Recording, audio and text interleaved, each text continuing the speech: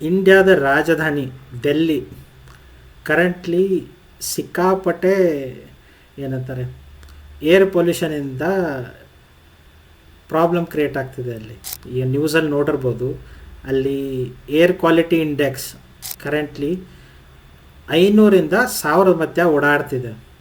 So ಯಾರ್ಯಾರಿಗೆ ಗೊತ್ತಿಲ್ಲ, air quality index 50 ಒಳಗಿದ್ದರೆ ದಟ್ ಈಸ್ ಗುಡ್, 200 ಮೇಲೆ ಹೋದರೆ ಅನ್ಹೆಲ್ತಿ, 500 ಮೇಲೆ ಹೋದರೆ ಹಜಾರ್ಡಸ್ ಅಂತ. ಅಂದರೆ ಅಂಥ ಏರಲ್ಲಿ ನೀವು ಉಸಿರಾಡಬಾರ್ದು, ನಿಮಗೆ ಲಂಗ್ಸ್ಗೆ ನಿಮ್ಮ ಹೆಲ್ತಿಗೆ ಒಳ್ಳೆಯದಲ್ಲ ತುಂಬ ಹೊತ್ತು ಉಸಿರಾಡಿದರೆ. ಸೊ ಅಂಥದ್ದು ಡೆಲ್ಲಿನಲ್ಲಿ ಪ್ರತಿ ವರ್ಷ ಕೋಲ್ಡ್ ವೆದರ್ ಈಗೇನಂತೀವಿ ನಾವು, ಈಗ ಕರೆಂಟ್ಲಿ ನಡೀತಿದೆಯಲ್ಲ, ಸೊ ಈ ಟೈಮಲ್ಲಿ ಚಳಿಗಾಲ ನವಂಬರ್ ಟು ಫೆಬ್ರವರಿ ಅಲ್ಲಿ ಈ ಸ್ಮಾಗ್ ಪ್ರಾಬ್ಲಮ್ ಬರುತ್ತೆ. Residents of the Indian capital continue to reel under the pollution crisis. The pollution levels really surged. More than 50 times the safe limit, which is recommended by the World Health Organization. Have wide-ranging health ramifications from, of course, respiratory diseases, lung illnesses, can even hamper your child's cognitive development. Delhi chokes. Smog blankets New Delhi. It's basically a repeat of last year and the year before that and the year before that and so on.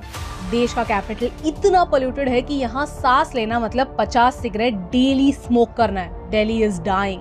So ಅದರಿಂದ ಸ್ಕೂಲ ಕಾಲೇಜ್ಗಂತೂ ರಜೆ ಕೊಟ್ಟಿದ್ದಾರೆ.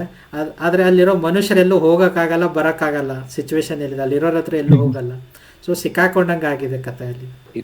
ಮನೆ ಒಳಗಿದ್ರು ಹೆಂಗ್ ಉಸಿರಾಡ್ತಾರೆ, ಮನೆ ಒಳಗೂ ಅದೇ ಗಾಳಿನೇ ತಾನೇ ಹೋಗುದು. ಇಲ್ಲ, ಅದಕ್ಕೆ ಅಂತಾನೆ ಈಗ ಏರ್ ಪ್ಯೂರಿಫೈಯರ್ಸ್ ಇವೆಲ್ಲ ಬಂದಿವೆ. ಸೊ ಅದು ಯೂಸ್ ಮಾಡ್ಕೋತಾರೆ ಮನೆಯಲ್ಲಿ. ಬಟ್ ಆಚೆ ಆಗಲ್ವಲ್ಲ, ಆಚೆ ಎಲ್ಲೂ ಅವರು ಏರ್ ಪ್ಯೂರಿಫೈಯರ್ ಯೂಸ್ ಮಾಡಕ್ ಆಗಲ್ಲ. ಕಾರಲ್ಲಿ ಏನೋ ಮಾಡ್ಕೋಬಹುದು, ಏನೋ ಒಂದು ಡಿವೈಸ್ ತಗೊಂಡು. ಬಟ್ ಆಚೆ ನಡ್ಕೊಂಡು ಈ ತರ ಮಾಡಕ್ ಆಗಲ್ಲ. ಬೆಸ್ಟ್ ಈ ಡೆಲ್ಲಿಲಿ ಎಂತಕ್ಕೆ ಇಷ್ಟೊಂದು ಪೊಲ್ಯೂಷನ್ ಆಗ್ತಿದೆ ಅಂದ್ರೆ ವೆಹಿಕಲ್ಸ್ ಇಂದ ಅಲ್ಲ, ಇಂಡಸ್ಟ್ರೀಸ್ ಇಂದ ಅಲ್ಲ. ಮೇಜರ್ ಇದಕ್ಕೆ ಕಾರಣ ಬಂದು ಪಂಜಾಬು ಮತ್ತೆ ಹರಿಯಾಣ ಸ್ಟೇಟ್. ಇಷ್ಟು ಪೊಲ್ಯೂಷನ್ ಆಗೋದಕ್ಕೆ ಕಾರಣ ಆಕ್ಚುಲಿ ಡೆಲ್ಲಿಯಲ್ಲಿ ಸಮ್ಮರ್ ಟೈಮಲ್ಲಿ, ಮಳೆಗಾಲದಲ್ಲಿ ಇಷ್ಟು ಪೊಲ್ಯೂಷನ್ ಇರಲ್ಲ, ಇಷ್ಟು ಹೊಗೆ ಇರಲ್ಲ. ಇಲ್ಲಿ ಏನ್ ಮಾಡ್ತಾರೆ, ಪಂಜಾಬಲ್ಲಿ ಹರಿಯಾಣದಲ್ಲಿ ಅಗ್ರಿಕಲ್ಚರ್ ಮಾಡ್ತಾರೆ, ಇದು ಗೋಧಿ ಬೆಳೆಸ್ತಾರಲ್ಲ ಜಾಸ್ತಿ ಅಲ್ಲಿ. ಸೊ ಅಲ್ಲಿ ಬೆಳೆಸಿರೋ ಗೋಧಿನ ಚಳಿಗಾಲಕ್ಕಿಂತ ಮುಂಚೆ ಕುಯ್ತಾರೆ ಗೋಧಿನ. ಅದು ಗೋಧಿ ಎಲ್ಲ ತಕೊಂಡ್ಮೇಲೆ ಅದು ಹುಲ್ಲಿರುತ್ತಲ್ಲ, ಅದನ್ನೇನು ಅವರು ಏನು ಅದನ್ನ ಪ್ರೋಸೆಸ್ ಮಾಡಲ್ಲ, ಎಲ್ಲೂ ಬಿಸಾಕಲ್ಲ. ಅಲ್ಲಿ ಹಸು ಎಲ್ಲ ಜಾಸ್ತಿ ಸಾಕಲ್ಲ, ಹಸುಗೆ ಹಾಕೋದಕ್ಕೆ ಅದು ಹಸು ತಿನ್ನಲ್ಲ ಅನ್ಸುತ್ತೆ ಅದನ್ನ. ಪ್ಲಸ್ ಅದು ಕಟ್ ಮಾಡಿದಾಗ ಭೂಮಿಯಿಂದ ಸ್ವಲ್ಪ ಹಂಗೆ ಉಳಿದಿರುತ್ತೆ ಅದು. ಗೋಧಿದು ಪೈರು ಅಥವಾ ಭತ್ತದ ಪೈರು ಇರುತ್ತಲ್ಲ, ಅದನ್ನ ತೆಗಿಯೋದಿಕ್ಕೆ ಈ ಟ್ರ್ಯಾಕ್ಟರ್ಸ್ಗೆ ಆಗಿರ್ಲಿ, ಈಗ JCB ದುಡ್ಡು ಕೊಡ್ಬೇಕಾಗತ್ತೆ, ಹೆವಿ ದುಡ್ಡು ಬೇಕಾಗತ್ತೆ. ಸೊ ಅದಕ್ಕೆ ಏನ್ ಮಾಡ್ತಾರೆ ಅವರು, ಅದಕ್ಕೆ ಬೆಂಕಿ ಹಚ್ಬಿಡ್ತಾರೆ.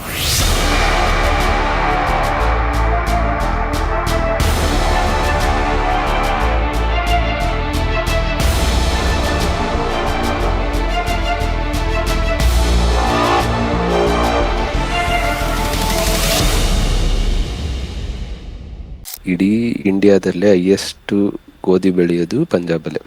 ಪಂಜಾಬ್ ಕರೆಕ್ಟ್. ಅಲ್ಲಿ ಆಲ್ಮೋಸ್ಟ್ ಅರ್ಧ ಪಂಜಾಬೇನೆ ಗೋಧಿ ಬೆಳೆಯುತ್ತಲ್ಲ. ಸೊ ಅದು ಅಷ್ಟಕ್ಕೂ ಬೆಂಕಿ ಹಾಕಿದ್ರೆ ಒಂದೇ ಟೈಮ್ಗೆ ಎಲ್ಲಾರು, ಅಲ್ಲಿ ಹೊಗೆ ಎಲ್ಲ ಏನ್ ಮಾಡುತ್ತೆ, ಡೆಲ್ಲಿಗೆ ಬರುತ್ತೆ. ಯಾಕಂದ್ರೆ ವಿಂಡ್ ಆ ಕಡೆಯಿಂದ ಪಾಸ್ ಆಗುತ್ತಲ್ಲ ಈ ಟೈಮಲ್ಲಿ, ಅಲ್ಲಿ ಹೊಗೆ ಎಲ್ಲ ಡೆಲ್ಲಿಗೆ ಬರುತ್ತೆ. ಡೆಲ್ಲಿಗೆ ಬಂದು ಏನಾಗುತ್ತೆ, ಸ್ಟಾಪ್ ಆಗುತ್ತೆ ಅದು. ಸೊ ಆ ಇದರಿಂದ ಡೆಲ್ಲಿಗೆ ಪೊಲ್ಯೂಷನ್ ಆಗ್ತಿರೋದು. ಸೊ ಬೇಸಿಕ್ಲಿ ಡೆಲ್ಲಿಲಿ ಚಳಿ ಜಾಸ್ತಿ, ಅದೇ ಟೈಮ್ಗೆ ಈ ಹೊಗೆ ಬಂದು ಆ ಮಂಜಲ್ಲಿ ಮಿಕ್ಸಪ್ ಆಗಿ ಅದು ಅಲ್ಲೇ ಥಿಕ್ ಆಗ್ಬಿಡುತ್ತೆ, ಮೂವ್ ಆಗಲ್ಲ ಅದು. ಸೊ ಹಂಗಾಗಿ ಇದು ಪ್ರತಿ ವರ್ಷ ಆಗ್ತಾನೆ ಇರುತ್ತೆ, ಬಟ್ ಎವ್ರಿ ಇಯರ್ ಅದು ಇನ್ಕ್ರೀಸ್ ಆಗ್ತಾ ಇದೆ ನಂಬರ್ಸ್ ನೋಡಿದ್ರೆ. ಮತ್ತೆ ಇದು ಬರೀ ಡೆಲ್ಲಿಗಷ್ಟೇ ಅಲ್ಲ, ಆಲ್ಮೋಸ್ಟ್ ಸುತ್ತಮುತ್ತ ಏನು ನಾರ್ತ್ ಇಂಡಿಯಾ ಪಾರ್ಟ್ ಇದೆ, ಆ ಏರಿಯಾ ಸುತ್ತಮುತ್ತ ಏರಿಯಾ ಅಫೆಕ್ಟ್ ಆಗುತ್ತೆ. ದಿಲ್ಲಿ ಯಾಕೆ ಜಾಸ್ತಿ ಅಫೆಕ್ಟ್ ಆಗುತ್ತೆ ಅಂದರೆ ಅಲ್ಲಿ ಡೆನ್ಸಿಟಿ ಜಾಸ್ತಿ, ಜನಸಂದಣಿ ಜಾಸ್ತಿ, ಆಯಿತಾ. ಆಮೇಲೆ ಜಾಸ್ತಿ ಜನ ಇರ್ತಾರೆ, ಪ್ಲಸ್ ಅಲ್ಲಿ ಪೊಲ್ಯೂಷನು, ವೆಹಿಕಲ್ ಪೊಲ್ಯೂಷನು ಸ್ವಲ್ಪ ಜಾಸ್ತಿ. ಯಾಕಂದರೆ ಮೆಟ್ರೋ ಸಿಟಿ, ಇಂಡಿಯಾದ ರಾಜಧಾನಿ ಪ್ಲಸ್ ಮೆಟ್ರೋ ಸಿಟಿ. ಆದರೆ ಮೇನ್ ಕಾಸ್ ಇವು ವೆಹಿಕಲ್ ಪೊಲ್ಯೂಷನ್ ಅಲ್ಲ, ಇದು ಸ್ಟಬಲ್ ಬರ್ನಿಂಗ್, ಈಗ ಏನು ಹೇಳಿದ್ವಲ್ಲ, ಹುಲ್ಲುಗಳನ್ನ ಏನು ಸುಡ್ತಾರಲ್ಲ, ಉಳಿದಿರೋದು ಏನು ಉಳಿದಿರುತ್ತೆ ಅದು ಸುಡ್ತಾರಲ್ಲ, ಅದ್ರದ್ದು ಪ್ರಾಬ್ಲಮ್.